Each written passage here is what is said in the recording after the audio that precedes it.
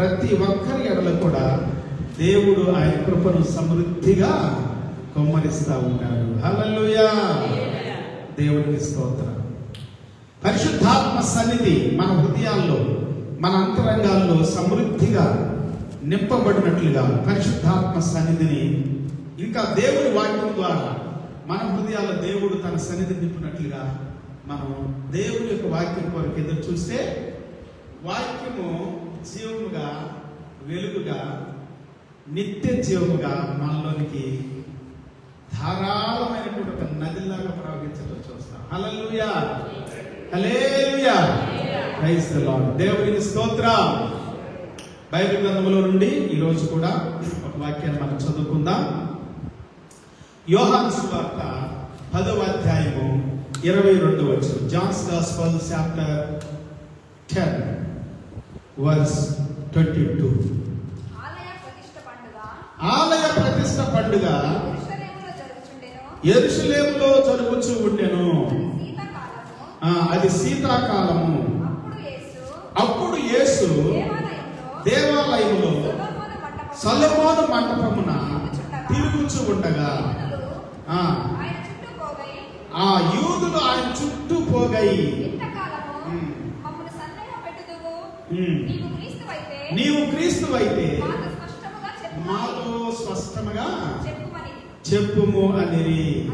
అందుకు యేసు, మీతో చెప్పితిని గాని మీరు నమ్మరు.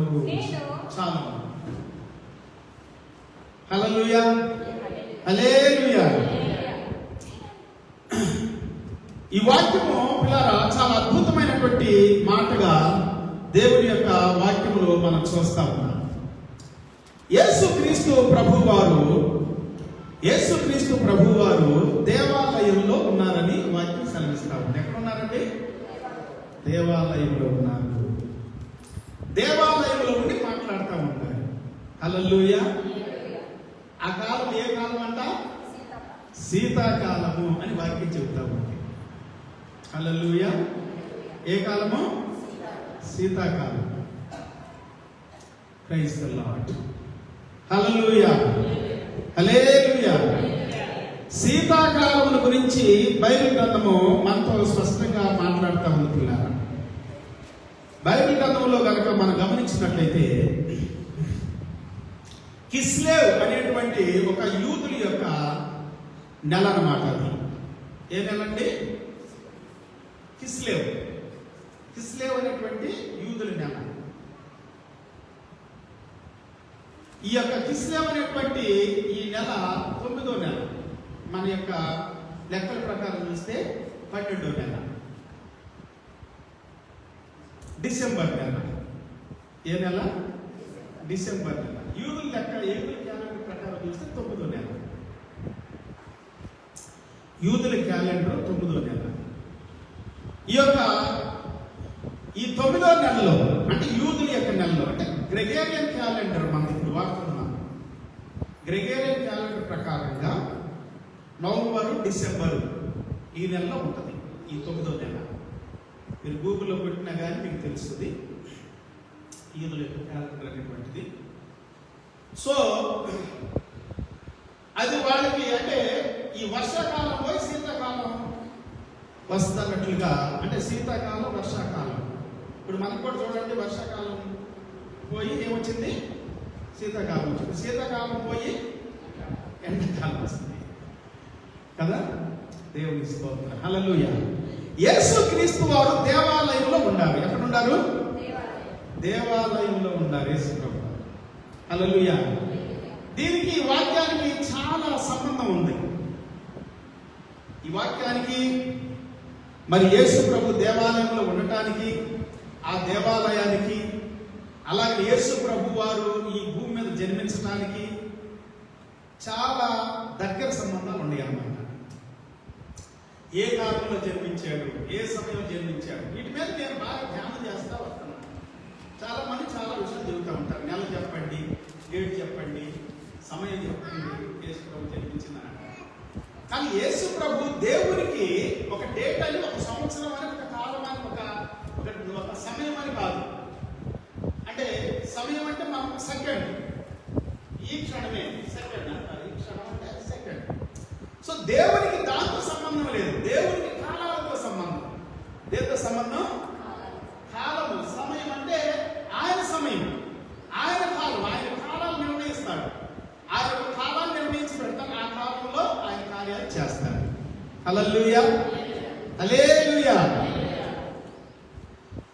సో పిల్లరా, బైబిల్ గ్రంథం ఏమని సెలవిస్తా ఉందంటే, ఆయన ఒక కాలాన్ని నిర్ణయించి ఈ భూమి మీదకి వచ్చినట్లుగా దేవుని వాక్యంలో మనం చెప్పుకుంటాం. హల్లెలూయా, హల్లెలూయా, హల్లెలూయా. ఇంకా మనం కొన్ని విషయాలు ధ్యానం చేస్తే బైబిల్ గ్రంథం ఏమని సెలవిస్తా ఉందంటే, యేసు క్రీస్తు ప్రభుల వారు ఈ భూమి మీదకి మానవుడిగా శరీరధారిగా వచ్చాడు. శరీరధారిగా మానవుడిగా వచ్చి ఈ భూమి మీద ఆయన మనిషిగా జన్మించాడు. హల్లెలూయా, హల్లెలూయా. శరీరధారిగా జన్మించాడు. రక్త మాంసాలు పాలివాడి వచ్చాడు. కాబట్టి దేవాలయంలో ఉన్నాడు. దేవాలయంలో ఉండి మాట్లాడుతున్నాడు. దేని గురించి మాట్లాడుతున్నాడు? నేను క్రీస్తుని చెప్పినా కానీ మీరు నమ్మట్లేదు. ఇంకా ప్రాముఖ్యంగా దీని గురించి బైబిల్ గ్రంథం ఏమని సెలవిస్తుందంటే, ఇంగ్లీష్ లో ఒక మాట ఉంది, నేను చదవాలని ఆశపడతా ఉన్నాను. 22వ వచనం. Now the feast of dedication. Feast of dedication తెలుగులో ఏముందంటే ఆలయ ప్రతిష్ట పండుగ. ఏంటి ఆలయ ప్రతిష్ట పండుగ? ఆలయాన్ని ప్రతిష్ఠించిన పండుగ అంట. ఆలయ ప్రతిష్ట పండుగ యెరూషలేములో జరుగుతూ ఉండేను. ఎక్కడ జరుగుతుందంట? యెరూషలేములో జరుగుతూ ఉండేదంట ఆలయ ప్రతిష్ట పండుగ. ఆ యెరూషలేములో ఆ పండుగకి యేసు ప్రభు వచ్చాడు. ఆ పండుగకి ప్రాముఖ్యతనిస్తున్నాడు. ఆ పండుగ రోజు ఆలయంలో ఉండి మాట్లాడుతున్నాడు. అర్థమవుతుందా మీకు? హల్లెలూయా. అంటే ఇది చాలా ప్రాముఖ్యమైన పండుగ అని కూడా అర్థం. పస్కా పండుగలాగా, గుడారాల పండుగలాగా, పులి రొట్టెల పండుగలాగా, ఇవన్నీ కూడా యేసు ప్రభు యొక్క శరీరధారిగా ఈ భూమి మీదకి రావడానికి ముందు గుర్తులుగాను, నేడలుగాను, యేసు ప్రభుకి సాదృశ్యంగా ఉన్నటువంటి పండుగలు ఇవన్నీ కూడా. ఈ ప్రత్యక్ష లేకపోతే ప్రతిష్ఠిత పండుగ కూడా, ఈ ప్రతిష్ఠిత పండుగ కూడా యేసు ప్రభుకి సాదృశ్యంగా ఉంది. హల్లెలూయా, హల్లెలూయా. దాని లోతైన విషయాలు కొన్ని మనం వాక్యంలో దినము ధ్యానం చేద్దాం. మక్కాబీయులు అనేటువంటి వ్యక్తులు, ఆ దినాల్లో మక్కాబీయులు అనేటువంటి వ్యక్తులు ఉన్నారు. దాని గురించి బైబిల్ గ్రంథంలో చరిత్రలో రాయబడింది.